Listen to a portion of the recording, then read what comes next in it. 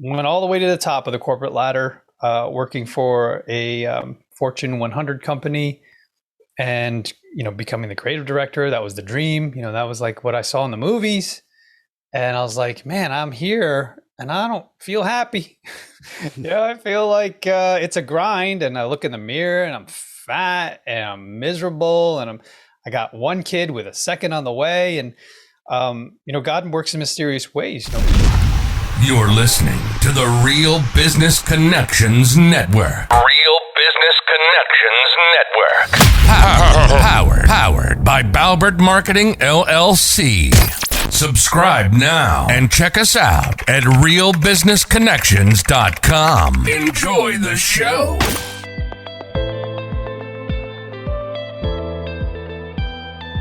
Welcome everyone to Learn, Speak, Teach, powered by Balbert Marketing, LLC.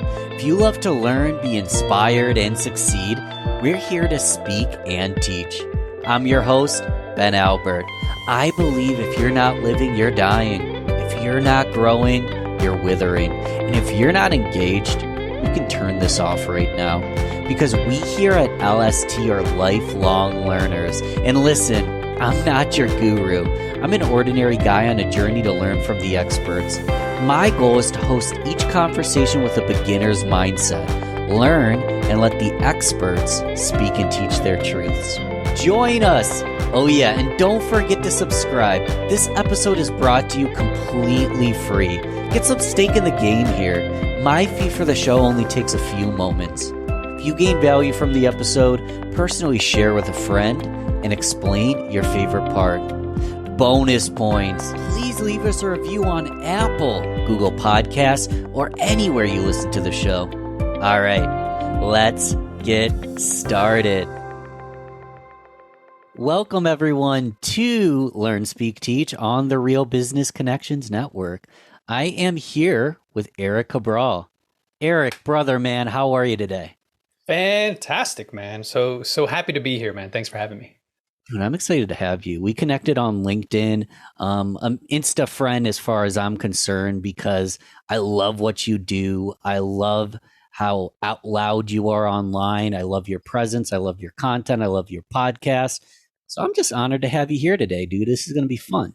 I appreciate it, man. I have to honor you for your skill sets because I often complain on LinkedIn about how terrible it is in terms of like direct messaging people.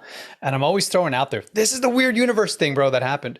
I put out a piece of content and I said, hey, everyone out there who's DMing, it's spam. Stop spamming people and talking about yourself. And I did this whole post about it.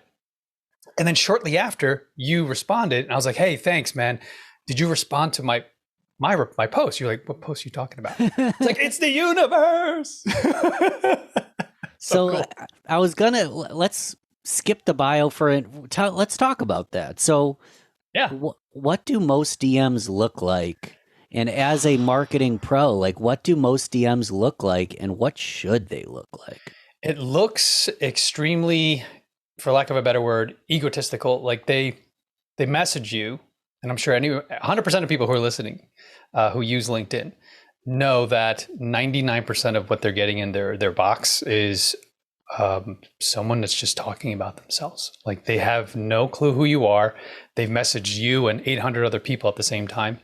And there's nothing personalized whatsoever. So I encourage people and I challenge us to think before we send automatic messages. Maybe there's another way to tee up the conversation by asking a question versus talking about yourself. Because just imagine, hey, it's exactly the same as somebody ringing the doorbell and them going, hey, I would love to sell you a new roof or a window, and they start talking about all the benefits of their product or service. You're like, I'm just trying to eat a sandwich, man, and go to work. What are you doing? I don't need to hear your whole life story right now. That's what DMs feel like. There's nothing personalized whatsoever, no questions being asked. And I just want it to get better because they're really hurting the community and what's positivity that's building in LinkedIn, because it's a really great platform for those who use it correctly. Yeah, I mean, I live on LinkedIn and I can't go a day without getting crazy automated DMs. And I kindly select it already has it ready for me. I just press a button and it says not interested. And then Mm. the lady today quite literally said, "Whoa, do you know anyone who is?" I was trying to be kind. I was trying to be, formal here, but You're good um, on LinkedIn, though. You're a prime example of how it should be done. Definitely. well, since we're on it, I mean, literally what I do is I don't take a single piece of education and let it go to waste. I treat it as an opportunity. So, for example, I have guests on the show all the time. And if I'm having a guest on the show, it's very likely I'll listen to 2 to 3 interviews of them on other people's shows. So I don't just listen to the interview, take notes, call it a day. I listen to the interview, take notes, and I reach out to that host to thank them for hosting that interview. And I oftentimes ask that host for recommendations of other episodes I can listen to. So I can do research on my guest, but I can also build a relationship with the host.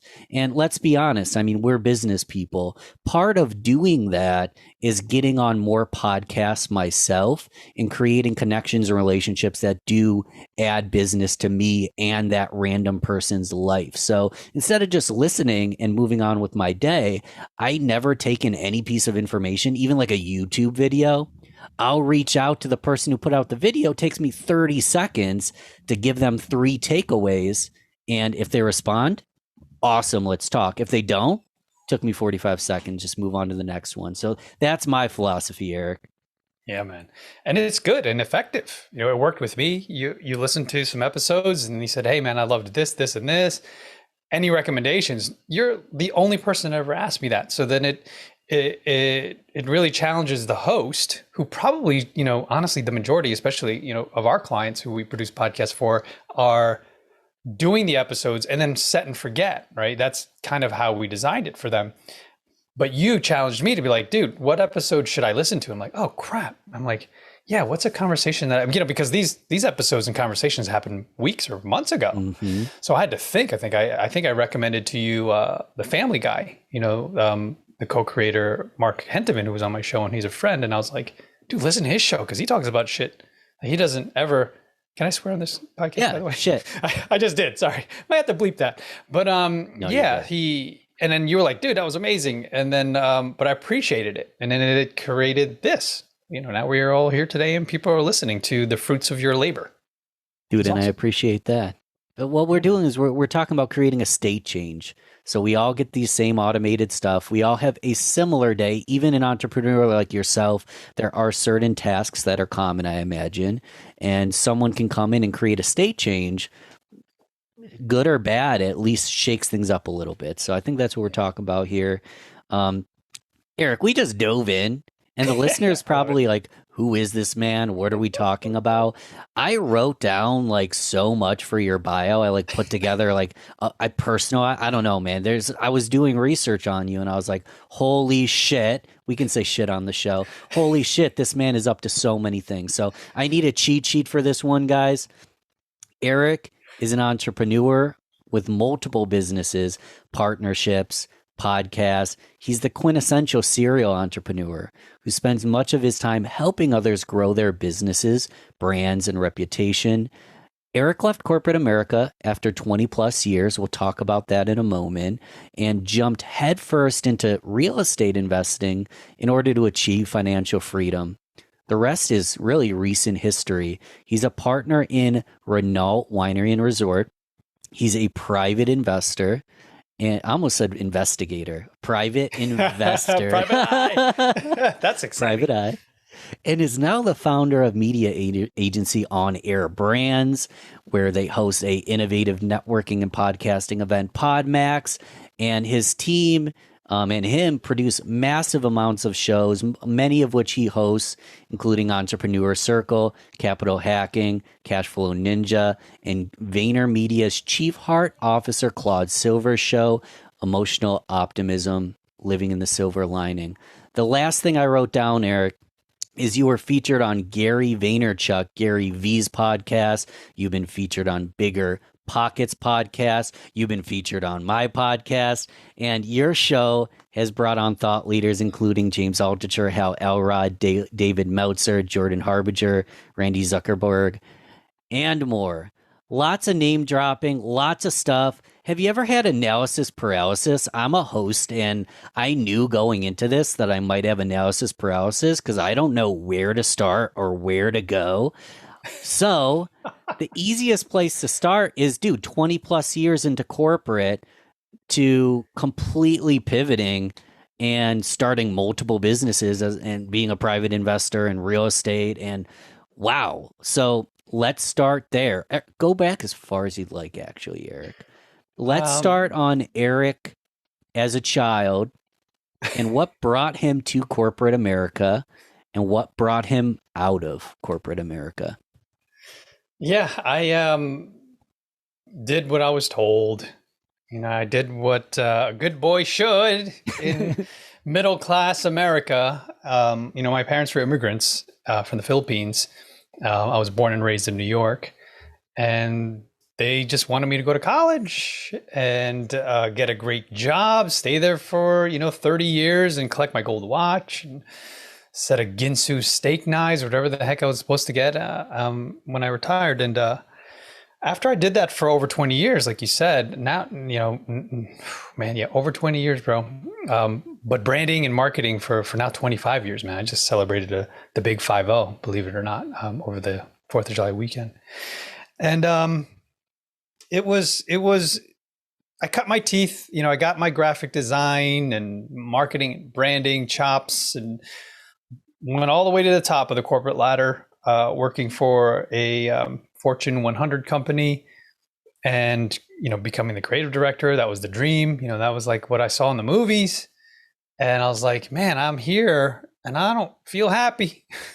I feel like it's a grind, and I look in the mirror and I'm fat and I'm miserable, and I got one kid with a second on the way. And God works in mysterious ways, because during that time, the job that I was in, which, on paper, I was very successful, over 6 figures. Hey, man, we appreciate all the work you've done for us. You've turned our $500,000 business to a $2.5 million business in less than a year. Thank you very much. They're like, but we need you to not just lay off your entire team. We'll give you 3 months to do it, but then you lay yourself off. Shut the lights off and don't call us back. So that's what happened, man. And I was like, holy crap, now what do I do?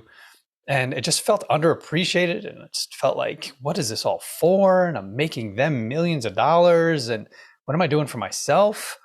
And I was like, if I could do this for them, why couldn't I do it for myself? So that's really what started the whole ball rolling then. Like, I got the confidence and the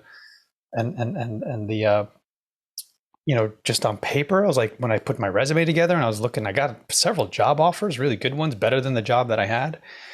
And it was going to require more of my time. And that's when I started to realize, oh man, I'm trading time for dollars. Mm-hmm. And I need to create value. And when I'm in the room, it's no longer about the money. It's about like how much value I provide in the conversation and in the community or whatever it is. So that started the whole ball rolling to like, start a business and become an investor, blah, blah, blah. So, yeah. And we'll get into that in just a second. So you mentioned, 20 plus years, and you see yourself getting chubbier and you're unhappy and you don't know where you're going with your life. I'm wondering, did you feel that way the whole 20 years, or did that hit you one day? Because were you miserable moving up and just fighting through it? Or how did that transition happen? I think it was pockets of happiness, Ben. I have fond memories of hanging with friends and family and drinking and smoking and doing all the things that made sense at the time, right? Because I was single, I was living in New York City, and I was doing stupid things with my money, like renting a house in Princeton, New Jersey, and also renting a house in New York City on the Upper East Side. So I was like spending all my cash, not saving a dime. I was going into debt. And it was really just chasing something, like chasing happiness. Success to me was monetary. It wasn't like purpose driven. It wasn't mission driven. all the things that I've discovered now as an entrepreneur, there's more to life than money. And once you achieve a certain level of success, you realize that, and especially when you have kids, man, that changes the game. I'm like, whoa, I need to be better, not just for myself, but for my family and for my wife and my growing family. So yeah, huge, man. A lot of lessons learned. I'm still a work in progress, brother. We all are. It's huge. We're all still works in progress. And that's why, Erik, I like to ask the dumbest questions ever, because I want to hear it from you, because everyone has a different way of defining these things. So what it sounds like, you were chasing all the what's and the things that people expected out of you. And you had pockets of happiness, but you weren't like fulfilled. You weren't fulfilled and driven and passionate. Like, now that you have discovered a whole new way, what really does light you up? Like, what does fulfill you? What is success? Yeah, dude. It's truly getting up in the morning and owning my time, right? Because that's currency to me now. Now that I've turned 50, and as the road to get here, because I left corporate America and I was in my mid 40s. So that was like the midlife, sort of just thinking of everything. It's not the midlife crisis, it was like a midlife opportunity, like to just change and to realize that if and when I jump into this endeavor, whether it be real estate investing or starting a multimedia agency, it was going to be a lesson learned through a lot of failure. And then also, personal development and growth opportunity. I didn't realize, like, if anyone ever told me, Ben, if you told me, 5-6 years ago, hey, Erik, you're going to leave corporate America, but you're going to have to work on yourself. You're going to have to improve. You're going to have a growth mindset. You're going to have an abundance mindset. I'm like, I don't want to do it. It's a lot of work, man. Looking in the mirror, it's like tears shed and just a lot of work, man. It's peeling the layers back of all this nonsense that I grew up with, all this programming. I had to, reprogram and reconstruct.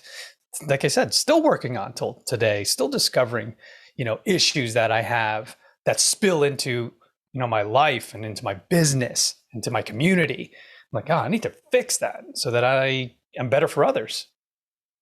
I love that. It is a lot of work. And as you said, you're a work in progress. I like to joke that they call it work because it works. So let's talk about what's been working. So let's talk about two things. One, what is like super lighting you up about what you get to do today? And then what's like a weak point that you're either like working on or like, shit, I hate this, and outsourcing it. So let's talk about what's lighting you up. And then let's talk about what you're still kind of working on or trying to figure out. Yeah, always, man. I'm always working on myself. I'm always working on, my psyche, my mental health, my physical health. I get up every morning, ideally at 5:30, sometimes 6 o'clock. And I start right away.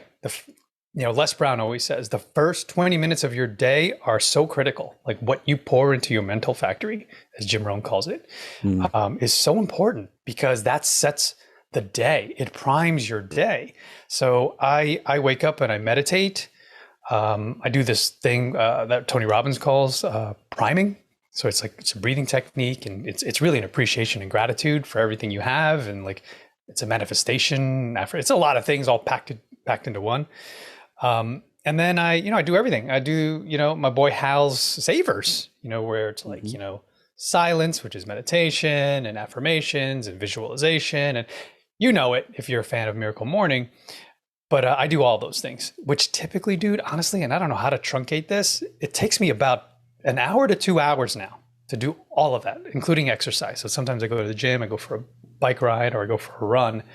So including all that, it could take typically 2 hours, 2.5 hours of that morning time. But then I'm ready, man. I'm primed and pumped to get the day started, opening emails at 9, 10 o'clock in the afternoon, typically in the morning when my day gets started. So I'm not grumpy. That was the problem, man, in corporate America. Like I'd get up miserable, like fight through traffic, eat some garbage on the way in to work, just all sorts of terrible things that the majority of us do. And then you wonder why you're unhappy, because you're putting garbage in your body you're not sleeping right. You're going to bed at 2 a.m. because you're binging on Netflix. Then you wake up, you go to work, and there's other people who are the same. And then it's just vicious cycle. Ping pongs going back and forth. So that's a cycle that I wanted to break out of. It's a great cycle to break. I knew you were a brother from another mother. I do Hal Elrod Savers as well. A variation of it. I do a couple things. First off, just because me and Eric does it doesn't mean it's going to suit you, the listener. So do what's right for you. But wow, it's amazing that you've been able to kind of get out of that cycle. And I wish you were actually my brother because you got the best genes ever. You said you're over 40. You look like you're like 35, Eric, dude. You look great. I appreciate that, man. A friend of mine recently said, and I can't believe I never heard this. He was like, Asian don't raisin. he's like, we don't typically wrinkle until we're like 100 years old. I was like, Asian don't raisin. Never heard of that. It's hilarious. I'm trying not to laugh too loud because I have a mic in my face and I can't move the mic because it's attached to my head. People who watch the video can see that, but no comment, dude. That's brilliant. So back to the story. So you leave corporate America. Why real estate? I needed something new, man. Like I didn't want to do what I was already doing because I had done it for over 20 years. So it was like, I need a refresh, a reset, a reboot, something, a challenge. And that was like the complete opposite. Not that I did that by design, but just because I wanted to fast forward wealth. Like it was about the money at first, Ben. Like I thought to myself, how do I make money and how do I make it fast? Mm-hmm. And it was either stocks, which we were already, participating and investing in, losses and win columns, there. But real estate was something new. And as I started to dive deeper and deeper into it, I saw and recognized it as a viable option for us and also a real thing. Because to me, it was always like, oh, that's what the Vanderbilts and the Trumps and the Rockefellers do. But as I started to go to more meetings, after I read the book Rich Dad Poor Dad and set my mind right, all this stuff, I started to realize I can do this. And once I did it, I took a thought leadership sort of position within the local community. And then that's what built On Air Brands, because they all started to recognize me as somebody who stepped into the game, wet behind the ears, didn't know anything. And then in less than a year, I bought a multifamily building and started talking about it. And then I created a podcast and I would do live broadcasts within our meetings. I was just doing all sorts of stuff that I was really jazzed and excited to do, like multimedia and content creation and personal branding and podcasting, like all that stuff I was doing while I was investing. So that's what built the company, man. 3-4 years later, that's the majority of our clientele is real estate investors that need a podcast or brand or just all that stuff that we do. And we'll talk about that in a minute and how you blow up those brands. I like how you mentioned like you took a thought leadership position. It doesn't sound like you said, hey, I want to be famous like Gaga. You actually did things that were elements of leadership and thought leadership. Will you tell me, were you trying to be a thought leader or famous, or were you kind of just appointed a leader because you were doing interesting things and interesting people doing interesting things just find themselves in that role? What was your experience with that? Yeah, more the latter. I mean, it was an exercise, definitely, because, my wife married me because, I had a level of confidence that she admired. But, I had a fear just like everyone else, that whole saying, I love Seinfeld saying that,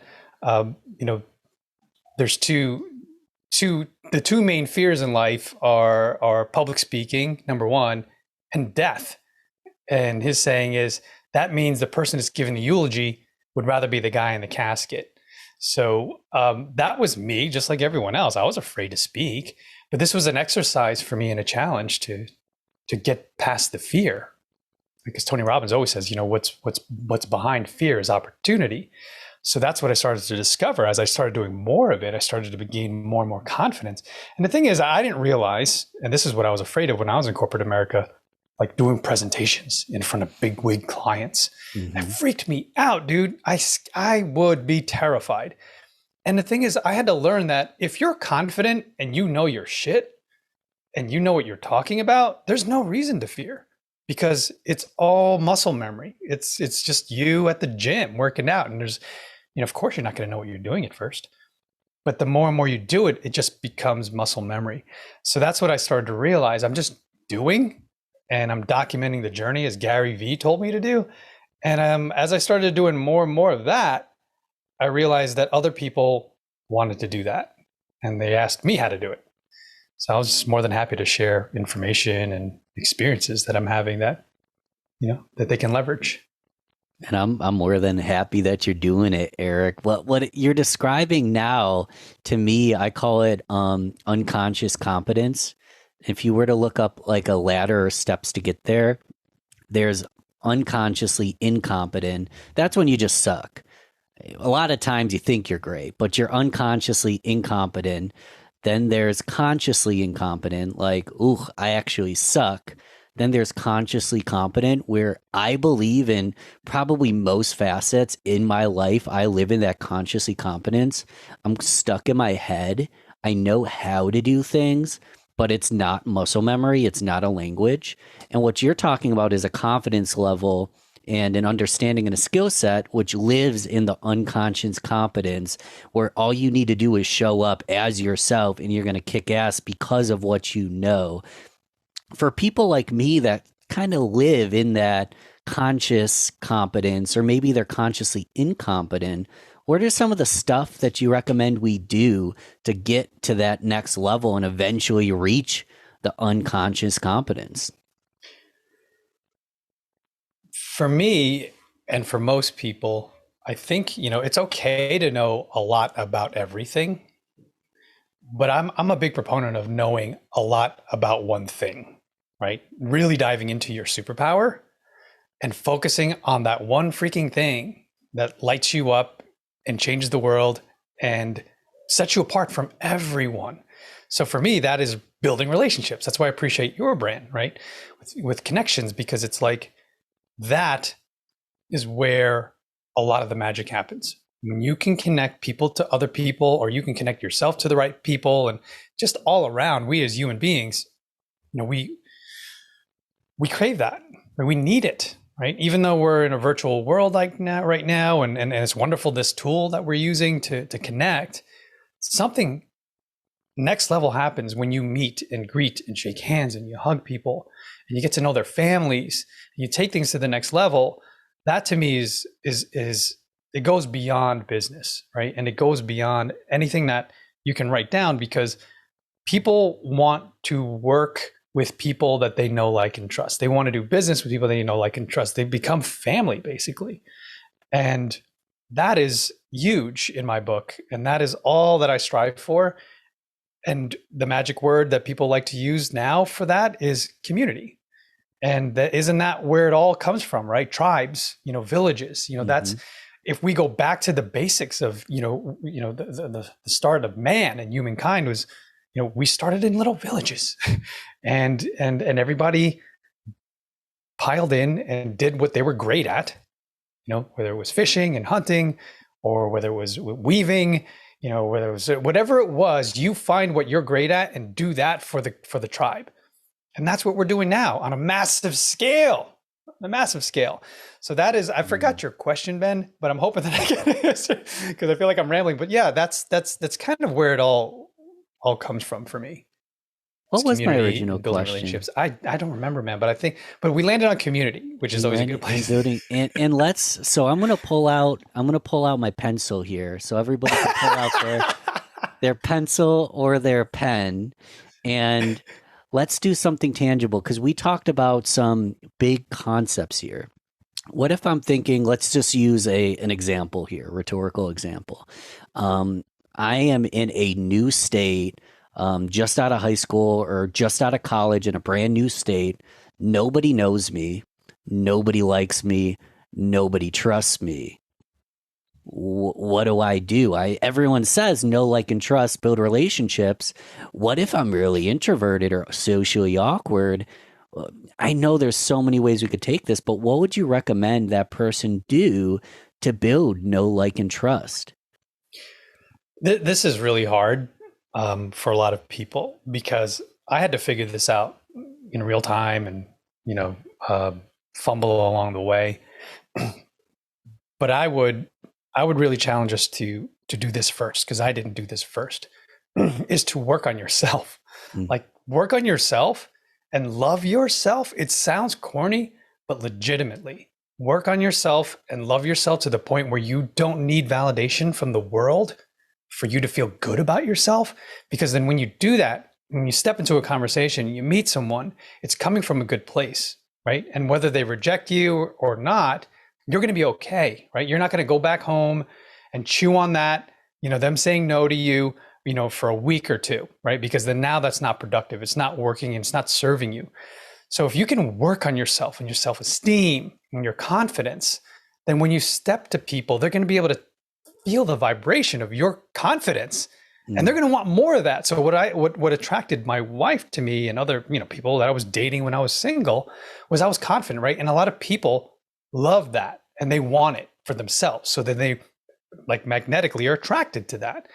Same thing goes for a business owner who's talking to a client. If you seem desperate and you've got commission breath because you need that sale, because it's going to fill a void in you and you're going to feel worthy, like all that crap, even though you're not saying it, they feel it. So if you can work on yourself so you don't give off those vibes that repel people, then that's gold. Like, if you've ever seen or heard of the show Undercover Billionaire, I love it. Like, love or hate him, he's polarizing. Grant Cardone in Undercover Billionaire, they literally give him $100 bill and a pickup truck, and they drop it in the middle of like nowhere, Iowa or something like that. And he has no connections. He can't use his name. He has to wear a disguise, starts from scratch. And you see what he does. You see how people who just have that gift, and you don't have to be born with it. It could be learned, it could be taught. But you land somewhere, like you said, and you just build relationships. And you come from a good place where you want to help people. I genuinely want to help you. Here's the value that I can provide into your life. And once you own that and you work on your junk, it's going to be helpful for everyone. Genuinely help people, confidence. So Grant Cardone, I've watched the first season of Undercover Billionaire. I haven't watched Cardone because, to my knowledge, they postponed because of COVID. Is that correct? Did they finish it? They started it. It was pre-COVID. You see it all documented, and then it happens, and then they have to reset. And he's so upset about it. Really? He's like, dude, I'm building all these relationships, and you're pulling me out of here. But and then he came back and he's still crushed, man. Like he went back to those relationships that he had established, and he had to make up an excuse. He's like, I had to go back to my family. It was an emergency. And then I think like 3 months later, he went back and kind of reignited all the stuff that he had done. But yeah, man, it's powerful and inspirational to see how it's done. And we're people, man. We're people working with people. And if you've got it and you've got the passion to just push through the fear, yeah, man, you could do whatever you want. Anything you want. Dude, guys, show notes, Undercover Billionaire. Thank Erik when you love it. I hadn't watched it because I like to binge on things like that, and I knew that it was postponed, so I didn't watch any of it yet, so I'm going to go binge on that. We talked about confidence, energy, people. We're all people working with people. One note I took in the pre-interview, just like, right before we clicked play, was on your show, some guests are boring AF. Your words, they're boring AF. So yeah, you come in, you're confident, you've worked on your inner crap, you still might be boring. Yeah. What in your opinion, like what makes a boring podcast interview?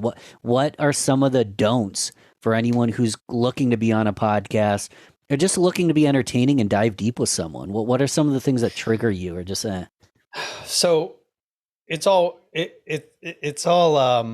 relative, right? It's all I can say boring AF, but depending on the listener, I know there's going to be someone that finds value in the conversation. It just doesn't happen to be me sometimes, right? It's just, and typically I don't like to say yes to guests that I don't know personally, or, 1 degree of separation, highly recommended from a friend or a business partner. Sometimes I will take guests from, we were talking about earlier, some podcast guesting services, and it'll look like someone that's interesting on paper. And I highly recommend, if you plan on guesting or hiring these podcast guesting services, have some video out there. It's so difficult to find people who want to get on shows with video, because to me, it's all about this. Like, how much energy are you bringing to the table? How are you delivering your message? Are you animated? Are you like me? I'm throwing my hands in the air. I go nuts. You're on fire, brother. I love all the props, dude. It's awesome. The pencil, the fire. What else you got under in the bag? I've got blow up microphones, but they aren't blown up yet. Those are awesome. But a lot of people are listening to the audio and just have no clue why you're laughing at random times. I've got like crazy props. I actually learned it from Billie Jean, just to bring props into the play, man. So go on, brother.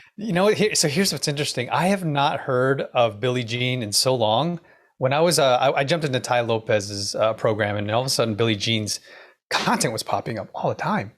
I haven't seen it anymore. So I'm curious if Google is listening, because now if he starts popping up in my feed, I'm gonna text you and like, dude, they listening to us. I'll DM you a video just to get the algorithm running. No, don't do it, because then I'll start buying his products. I want to say one thing about Billie Jean. His ads crack me up. I love it because he'll quite literally say like, hey, listener, I am about to show you an ad, but this is about to be the coolest ad you've ever seen. Then like some explosion happens, but he opens with, this is an ad, similar to the automation. People don't want to just be pitched. And I know that it's an ad. So he goes, hey guys, this is an ad, but I'm going to entertain you with it. So he makes his ads like entertaining, because we know we're being advertised to, but he also teaches how to make ads. So of course, good. Hey, this isn't so. Yeah, dude, tangent, brother. Yeah, I forget where I see you took Ty Lopez. Where the heck were we? I don't remember. Well, I said something into the fire. Yeah. We'll have to Let's talk about not boring guests. Let's talk about like what you love out of a podcast guest. Not the low energy, bad on video, looks great on paper. You can use examples if you'd like, but what are some of the best guests, or what kind of qualities do they bring to the table on your podcast? So people that actually know their shit, right? And not talk so much about like philosophies on things. I like to tell stories. I haven't done that much here because we're riffing and we're having fun. But I like lessons learned through stories. If you're able to deliver that, like something happened to you. I had David Meltzer on one of our shows, and he delivered this heartfelt story. Like as soon as the mics and the cameras turned on, I was like crying. I was like, holy crap. Like I don't know if anyone here knows this saying, but like, it's not what you said on stage or a podcast, it's how you made them feel. Right? They're not going to remember all the tactics and the strategies that you shared with them. They're going to remember how they felt. So that's what I always try to deliver. I do a talk, and spoiler alert here for anyone who may see it in the future, is I talk about the time I delivered my second born on the side of the road. And I do it through story, and I'm running back and forth and I reenact it, and people don't remember anything that I talked about podcasting, personal branding, or anything. They're just like, man, that story that you told when I saw you on stage. And that's what we do, man, is content creators, as business owners, if you can make an indelible mark on people through a story, something real that happened to you that emotes and shows the hero's journey, the hero's arc of the setup and the context and the color and all the descriptions, and you really paint a picture of them being in there with you, and then like the struggles that you had, and then the eventual win and result, like a Rocky story compressed into like 90 seconds. Then you're gold, man. It's really good.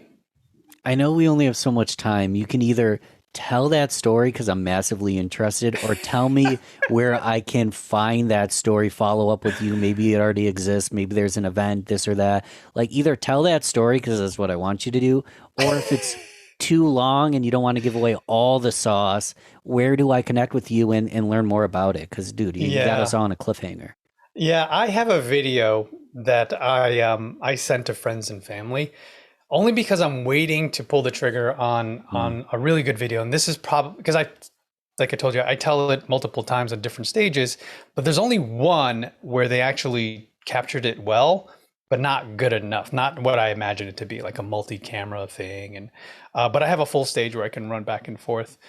But if you hit me up, man, I'll send you the link to it, and you can see me telling the story from the stage. How do people hit you up? What's the best way to be connected with you? Yeah, email is the best place. erik@onairbrands.com is the best place to reach me. Perfect. And or LinkedIn. We went all over the place. I want to riff on Air Brands for just a couple minutes. Like, what are you doing at On Air Brands? Who are you serving? Like, how can you help me or any of the listeners? Yeah. Well, thanks for that. We launch podcasts. So typically anyone who's been chewing on the idea and like you said earlier, analysis by paralysis, and they're like, oh, I'll do it then. When I want to figure out the mic, when I figure out the cam, whatever So we help with all that. We help you get through that. And we work with you on a strategic level for like 6 weeks to get the name of the show, the structure of the show. Is it going to be an interview style? Is it going to be a solo cast? Whatever it is, maybe it's a hybrid of the two. So we work on that with you, and then we launch it, right? We start with the end in mind, and we pick a launch date, and we work backwards. So from there, we just do weekly production of the podcast, whether it's audio or video. A lot of people like the audio, and then all the social media content that we produce from every episode. So typically, 9 or 10 assets are created.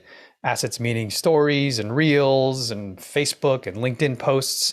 We do all the titling, we do all the marketing and the SEO and all that stuff to promote every single episode each week. Wow.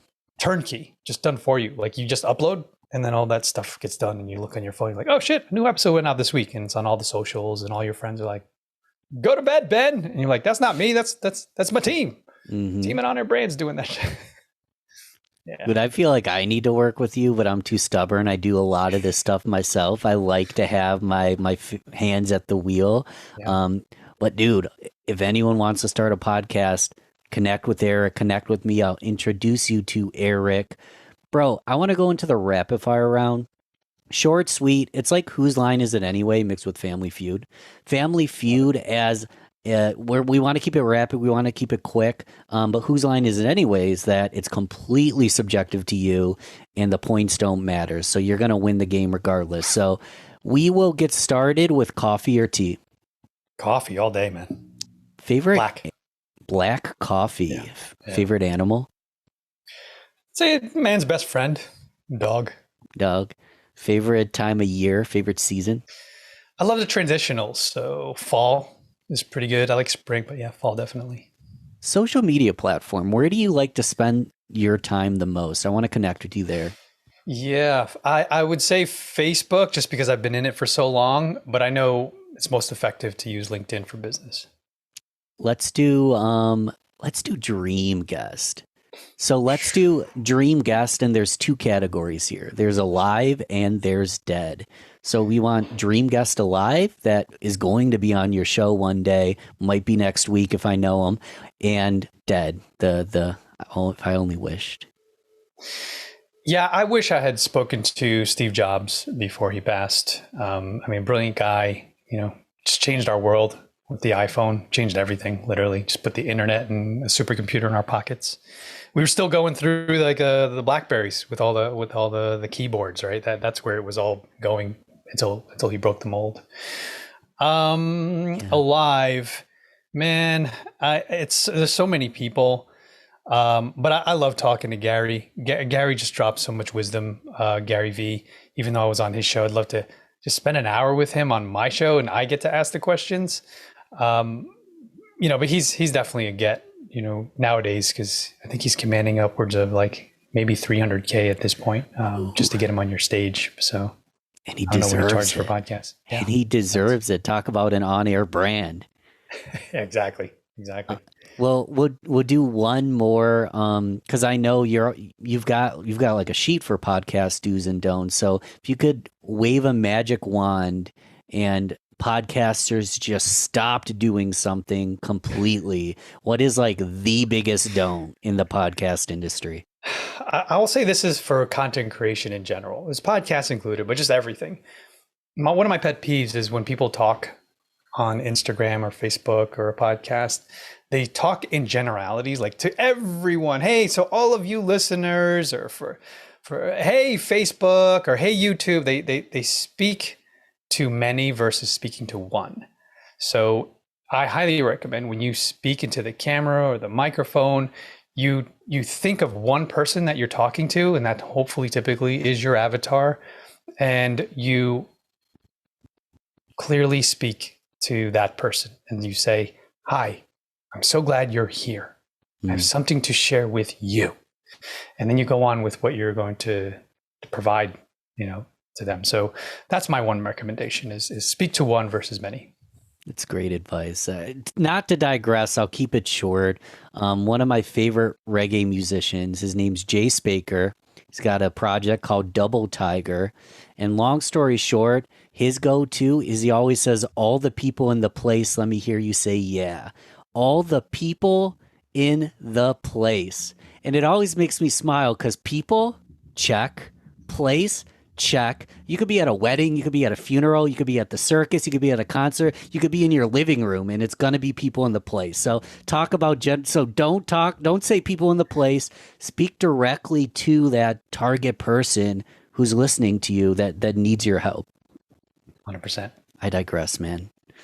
Tell us one more time, is there any way that, I know I've seen the podcast do's and don'ts. Is there any way people can get the podcast do's and don'ts? Yeah, absolutely. Thanks for that. Erik, Erik Cabral, CABRL.co/guide. That's what it is. Guide. So erikcabral.co/guide. And you can get a PDF of all the podcast do's and don'ts that I've collected over the years. And hopefully, if it helps you, please hit me up and let me know. Is that the best place for someone to start? If someone's not a podcaster, but they're an entrepreneur, again, tell us just how to connect with you as a whole and continue the conversation. Yeah. Reach out to me, Erik, at onairbrands.com, and we'll set up some time to chat. Dude, brother, I'm happy we shot the shit for like 15 minutes before we started, but I regret it because I want another 45 with you. But I'm humbled, man, that you took the time. I know that the audience gained so much value and they're going to want to continue the conversation because your insight is incredible. And dude, I guess I might be on your show, so we'll continue 100%. The conversation. I'm looking forward to it. Yeah, guys, to be continued. We'll tell Ben's story on my show. So yeah, this is good, man. I'm glad to have met you, and thank you for reaching out. Thank you, brother. It's been fun. Thanks again for listening to Learn, Speak, Teach, powered by Baubert Marketing, LLC. You need to go subscribe if you haven't yet. This show is completely free. If you gain value from the episode, personally share with a friend and explain your favorite part. Leave us a review on Apple, Google Podcasts, or anywhere you listen to the show. All right. Thanks once more for listening to LST. I am so grateful. Talk to you soon.